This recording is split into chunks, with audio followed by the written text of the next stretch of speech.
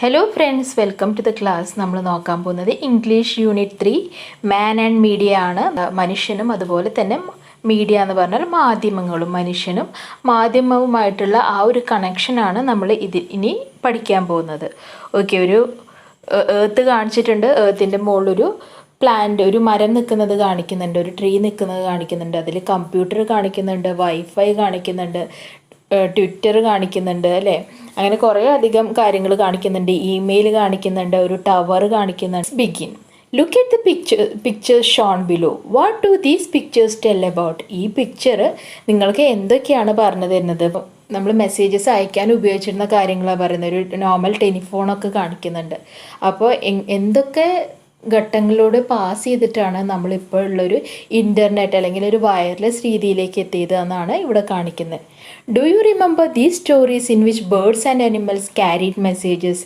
നമ്മൾ പണ്ട് കാലത്തെ കഥകളിലൊക്കെ നമ്മൾ പറയുന്നത് കാണാം. കൂടുതലും ഈ അറേബ്യൻ കഥകളിലൊക്കെ ഈ ഡവിൻ്റെ കാലുമേ നമ്മൾ ലെറ്റർ കെട്ടിയിട്ടിട്ട് പറത്തി വിടുന്നതൊക്കെ ഇപ്പോഴും ടി വിയിലൊക്കെ കാണിക്കാറുണ്ട്. How are messages conveyed now days? ഇപ്പം എങ്ങനെയാണ് മെസ്സേജ് കൺവേ ചെയ്യുന്നത്? കൺവേയിങ് ദ മെസ്സേജസ് ഇലക്ട്രോണിക്കലി അല്ലേ. നിങ്ങളുടെ ഒരു ഫ്രണ്ടിന് മെസ്സേജ് ചെയ്യണമെങ്കിൽ ജസ്റ്റ് ഒന്ന് വാട്സാപ്പ് ചെയ്താൽ മതി, ഒരു SMS ചെയ്താൽ മതി, അവന് കാര്യം മനസ്സിലാവും. പണ്ടത്തെ പോലെ ലെറ്റർ അയച്ച് ഒരു മാസം ഒന്നും വെയിറ്റ് ചെയ്യേണ്ട കാര്യമില്ല. ഓക്കെ, അപ്പോൾ it all happens in just a few seconds അല്ലേ. Here is a passage that shows the evolution of messages. ഇവിടെ ഒരു പാസേജ് കൊടുത്തിട്ടുണ്ട്, അതിൽ ഈ മെസ്സേജസിൻ്റെ ഇവല്യൂഷനെ പറ്റി പറയുന്നുണ്ട്. നമുക്ക് വായിച്ചു നോക്കാം. The story of messages ആണ്. Nowadays when we want to communicate, we either email a person or send an SMS. Everything happens by the clicking of a mouse or pressing of a few buttons. It was not so in the near past. Most people wrote letters, put them in an envelope, got them stamped, dropped them in a post box and waited patiently to hear from the other person. അപ്പോൾ എന്താ പറയുന്ന ആദ്യത്തെ ലൈനിൽ, ഇപ്പം നമുക്ക് communicate ചെയ്യണമെങ്കിൽ, നമുക്ക് ആശയവിനിമയം അതായത് കമ്മ്യൂണിക്കേഷൻ ചെയ്യണമെങ്കിൽ നമ്മൾക്കൊരു ഇമെയിൽ അയച്ചാൽ മതി അല്ലേ, അല്ലെങ്കിൽ ഒരു SMS അയച്ചാൽ മതി. SMS എന്ന് പറഞ്ഞാൽ എന്താ? ഷോർട്ട് മെസ്സേജ് സർവീസ്, അതിനാണ് SMS എന്ന് പറയാം. Everything happens by clicking of a mouse. ഒരു മൗസ് ക്ലിക്ക് കൊണ്ട് നമ്മൾക്ക് എന്ത് വേണമെങ്കിലും ഇപ്പോൾ ചെയ്യാൻ പറ്റും. അല്ലെങ്കിൽ കുറച്ച് ബട്ടൺസ് പ്രസ് ചെയ്താൽ മതി, നമ്മൾക്ക് എന്ത് വേണമെങ്കിൽ ചെയ്യാൻ പറ്റും. പക്ഷേ ഇപ്പോൾ അടുത്ത കാലം വരെ, കുറച്ച് കാലം മുമ്പ് വരെ ഇതൊന്നും ഇങ്ങനെ ആയിരുന്നില്ല. നമ്മൾക്ക് ഒരുവിധം എല്ലാവരും ലെറ്റേഴ്സ് അയച്ചിരുന്നു, അത് എൻവലപ്പിലിട്ടിരുന്നു, അത് സ്റ്റാമ്പ് ചെയ്യിപ്പിച്ചിരുന്നു, അത് പോസ്റ്റ് ബോക്സിൽ കൊണ്ടിട്ടിരുന്നു. പിന്നെ എന്തിന് വെയിറ്റ് ചെയ്തിരുന്നു? നമ്മൾ ആർക്കാണോ ലെറ്റർ അയക്കുന്നത് അവരുടെ കയ്യിൽ നിന്ന് തിരികെ ഒരു ലെറ്റർ കിട്ടാൻ, അതിനുള്ളൊരു മറുപടി കിട്ടാൻ വേണ്ടി നമ്മൾ പേഷ്യൻ്റ്ലി വെയിറ്റ് ചെയ്തിരുന്നു അല്ലേ. എന്നാണ് ആ ലെറ്റർ നമുക്ക് കിട്ടുകയെന്ന് നമ്മളിങ്ങനെ ഓർത്തോർത്തിരിക്കും. പോസ്റ്റ്മാൻ വരുന്നതും കാത്തിരുന്നിരുന്ന ഒരു കാലം ഇപ്പോൾ കുറച്ച് കാലം മുമ്പ് വരെ ഉണ്ടായിരുന്നു എന്നാണ് പറയുന്നത്. Way back in the 1850s, letters went on horseback from east to the west of America. One freight company decided to speed things up by hiring 80 men to take the mail to the west on horseback. In 1860, the Pony Express was formed. പറയുന്നത് 1850s കാലഘട്ടത്തെക്കുറിച്ചാണ് പറയുന്നത്. അപ്പോൾ നമ്മൾ കത്തുകൾ അയച്ചിരുന്നത് എങ്ങനെയാണ്? കത്തുകൾ പോയിരുന്നത് കുതിരപ്പുറത്താണ് അല്ലേ 1850s. പക്ഷേ ഒരു ഫ്രൈറ്റ് കമ്പനി എന്ന് പറഞ്ഞാൽ എന്താ? ഇങ്ങനെ ചരക്കിനെയാണ് ഫ്രൈറ്റ് എന്ന് പറയുക. ഒരു ചരക്ക് കമ്പനി എന്ത് തീരുമാനിച്ചു? ഈ ലെറ്റേഴ്സ് മൂവ്മെൻറ്റ് ഒന്നും കൂടി സ്പീഡപ്പ് ചെയ്യാൻ, കുറച്ചും കൂടി സ്പീഡ് കൂട്ടാൻ വേണ്ടിയിട്ട് അവർ 80 ആൾക്കാരെ ഹയർ ചെയ്തു എന്ന് പറഞ്ഞാൽ എന്താ? അവർ ജോലിക്കെടുത്തു. അവരെന്താ ചെയ്തിരുന്നത്? എന്തിനാണ് കൂടുതൽ ആൾക്കാരെ എടുത്തത്? കൂടുതൽ ആൾക്കാരെ എടുത്താൽ കൂടുതൽ കുതിരകളുടെ പുറത്ത് കൂടുതൽ കത്തുകൾ അങ്ങോട്ടും ഇങ്ങോട്ടും എത്തിക്കാം. Okay, 1860 the pony express was invented. അങ്ങനെ 1860 പോണി എക്സ്പ്രസ് ഫോം ചെയ്തു. പോണി എന്ന് പറഞ്ഞാൽ എന്താ? കുതിരേനെയാണ് ഉദ്ദേശിക്കുന്നത്. The riders of the Pony Express were chosen for the lightweight as well as their riding ability. Riders of the pony, most of them were young boys. The route they undertook was a rugged one. It went from St. Joseph, Missouri to Sacramento. California, a distance over 1,800 miles. Each rider rode a total of 75 miles, changing ponies at different stations. അപ്പോൾ എന്താ പറയുന്നത്, നമ്മളിപ്പോൾ പറഞ്ഞു കുതിരപ്പുറത്താണ് കത്തുകൾ കൊണ്ടുപോയിരുന്നതെന്ന് പറഞ്ഞു. Riders of പോണി express, ഈ pony express എന്ന് പറഞ്ഞാൽ എന്താ, കുതിരപ്പുറത്ത് സവാരി ചെയ്യുന്നതിനാണ് ഈ പോണി എക്സ്പ്രസ് എന്ന് പറയുന്നത്, അല്ലാണ്ട് വെഹിക്കിൾസ് ഒന്നുമില്ല. അപ്പോൾ ഈ കുതിരപ്പുറത്ത് കയറുന്ന ആൾക്കാരെ എടുക്കാനും പല ക്രൈറ്റീരിയ ഉണ്ടായിരുന്നു. ആദ്യത്തെ ക്രൈറ്റീരിയ എന്തായിരുന്നു, അവർ ലൈറ്റ് വെയ്റ്റ് ആയിരിക്കണം, അവരധികം തടിയില്ലാത്ത ആൾക്കാരായിരിക്കണം, എന്നെങ്കിൽ മാത്രമേ കുതിരയ്ക്ക് അവരെ വലിയ ദൂരത്തിലേക്ക് കൊണ്ടുപോകാൻ പറ്റുള്ളൂ. As well as a riding ability, അതുപോലെ തന്നെ അവർക്ക് കുതിരേനെ ഓടിക്കാനുള്ള എബിലിറ്റിക്ക് അനുസരിച്ചുമാണ് അവരെ തിരഞ്ഞെടുത്തിരുന്നത്. Most of them were young boys, കൂടുതലും അതിൽ ചെറുപ്പക്കാരായിരുന്നു. The route they undertook was a rugged one. Rugged എന്ന് പറഞ്ഞാൽ പരുക്കൻ എന്നാണ്. അവരുടെ റൂട്ട് എന്ന് പറയുന്നത്, അവർക്ക് ട്രാവൽ ചെയ്യേണ്ട ആ ട്രാവൽ റൂട്ട് എന്ന് പറയുന്നത് ഭയങ്കര പരുക്കനായിരുന്നു. അതായത് അവർക്ക് വളരെ ദൂരം സഞ്ചരിക്കേണ്ടി വന്നിരുന്നു. It went from Saint Joseph Missouri to Sacramento. Missouri തൊട്ട് സാക്രമെൻറ്റോ വരെ അവർക്ക് ഏതാണ്ട് 1800 മൈൽസ് കവർ ചെയ്യേണ്ടി വന്നിരുന്നു. ഓരോ റൈഡറും ഏകദേശം ഒരു ദിവസം 75 മൈലോളം സഞ്ചരിച്ചിരുന്നു. ഓരോ സ്റ്റേഷനിലെത്തുമ്പോഴും അവർ അവരുടെ കുതിരകളെ മാറ്റിക്കൊണ്ടിരുന്നു. The mail was carried in 4 leather boxes which were attached to a special saddle blanket thrown over the saddle. The changing of ponies was done in 2 minutes. എന്ന് പറഞ്ഞാൽ കത്തുകളാണ്. കത്തുകൾ 4 ലെതർ ബോക്സസ്, തുകലിൻ്റെ പെട്ടികളിലാണ് അത് കൊണ്ടുപോയിരുന്നത്. സാഡിൽ ബ്ലാങ്കറ്റ് എന്ന് പറഞ്ഞാൽ കുതിരപ്പുറത്ത് ഇരിക്കുന്നതിന് മുമ്പ് കുതിരയുടെ മുകളിൽ ഒരു സാധനം വെക്കും അല്ലേ, ഒരു കവറിങ് പോലത്തെ ഒരു കവർ വെക്കും, അതിനെയാണ് സാഡിൽ എന്ന് പറയുക. ആ സ്പെഷ്യൽ സാഡിൽ ബ്ലാങ്കറ്റിനോട് അറ്റാച്ച് ചെയ്തിട്ട് അതിൻ്റെ മുകളിൽ കൂടെ അപ്പുറത്തേക്കും ഇപ്പുറത്തേക്കും കിടക്കുന്ന രീതിയിലാണ് ഈ മെയിൽസൊക്കെ കൊണ്ടുപോയിരുന്നത്. ഇപ്പോൾ ജസ്റ്റ് ഒരു എക്സാമ്പിൾ പോലെ നമുക്ക് ഇവിടെ നോക്കാം, കണ്ടോ, ഇവിടെ കാണിക്കുന്നുണ്ട്, കണ്ടോ, ഓക്കെ. അപ്പോൾ അങ്ങനെയാണ് 4 ലെതർ ബോക്സ് ആ കുതിരപ്പുറത്ത് കൊണ്ടുപോയിരുന്നത്, ആ സാഡിലിൻ്റെ മുകളിൽ കൂടെ അപ്പുറത്തേക്കും ഇപ്പുറത്തേക്കും ഇട്ടിട്ട്.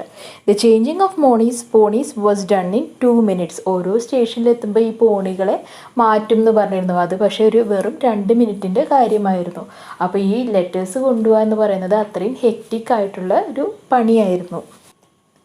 The speed was a bonus because it cut the average delivery time from several weeks to about 10 days. The fastest trip was made in 7 days and 17 hours. This record was set by the rider carrying President Abraham Lincoln's first message to the US Congress. നമ്മൾ നേരത്തെ പാരഗ്രാഫിൽ പറഞ്ഞു 80 പേരോളം ആ freight company ജോലിക്ക് എടുത്തു അതിൻ്റെ speed കൂട്ടാമെന്ന് പറഞ്ഞു. അപ്പോൾ അങ്ങനെ ഒരു സ്പീഡ് കൂട്ടുക എന്ന് പറയുന്നത്, അല്ലെങ്കിൽ ഈ പൂണി എക്സ്പ്രസ് എന്ന് പറയുന്നത് ഒരു ബോണസ് പോലെയായിരുന്നു ഈ സ്പീഡ് കൂട്ടിയത്. കാരണം എന്താണ്, അത് ആവറേജ് ഡെലിവറി ടൈം എന്ന് പറയുന്നത് പല ആഴ്ചകളെടുത്തത്, അത് ഏകദേശം 10 ദിവസത്തിനുള്ളിലൊക്കെ ഈ കത്തുകൾ ആൾക്കാരുടെ കയ്യിലേക്ക് എത്താൻ തുടങ്ങി. ഏറ്റവും ഫാസ്റ്റസ്റ്റ് ട്രിപ്പ് എന്ന് പറയുന്നത് വേഗതയേറിയ ട്രിപ്പ് എന്ന് പറയുന്നത് കംപ്ലീറ്റ് ചെയ്തത് 7 ദിവസവും 17 മണിക്കൂറും കൊണ്ടാണ്. ആ റെക്കോർഡ് സെറ്റ് ചെയ്തത് എപ്പോഴാണ്, US കോൺഗ്രസിലേക്ക് പ്രസിഡന്റ് അബ്രഹാം ലിങ്കൻ്റെ ആദ്യത്തെ ലെറ്റർ എത്തിച്ചതാണ് ആ ഒരു റെക്കോർഡ് സെറ്റ് ചെയ്യാനുള്ള കാരണമായത്.